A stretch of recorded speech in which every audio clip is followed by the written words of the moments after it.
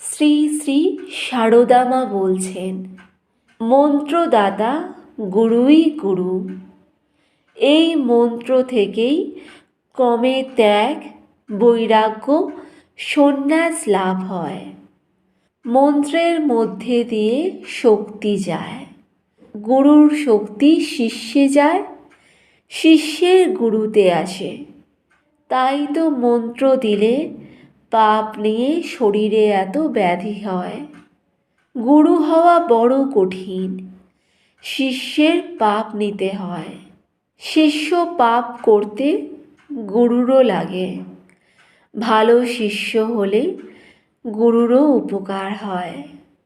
কারো বা হঠাৎ উন্নতি হয়, কারো বা ক্রমে হয়, তা যার যেমন সংস্কার। তবে গুরু ভক্তি থাকা চাই। গুরু যেমনই হোক, তাঁর প্রতি ভক্তিতেই মুক্তি। ঠাকুরের শিষ্য ভক্তদের কি ভক্তি দেখি!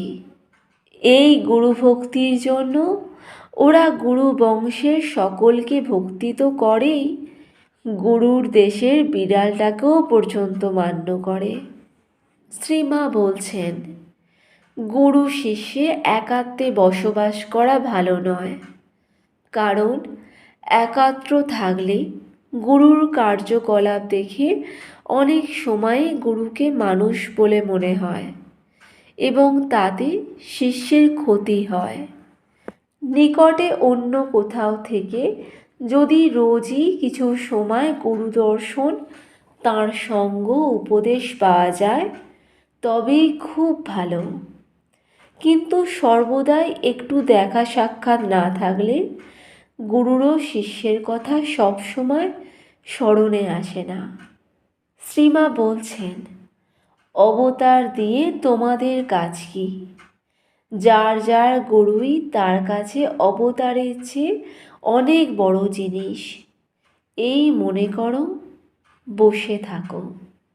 অন্যান্য বিষয় শিক্ষার জন্য তুমি গুরু করতে পারো, কিন্তু দীক্ষা গুরু আর করতে নেই। শ্রীমা বলছেন, তোমার গুরু যখন বলেছেন তখন ও কথা আমায় জিজ্ঞেস না করাই ঠিক। গুরু বাক্যে বিশ্বাস রাখতে হয়।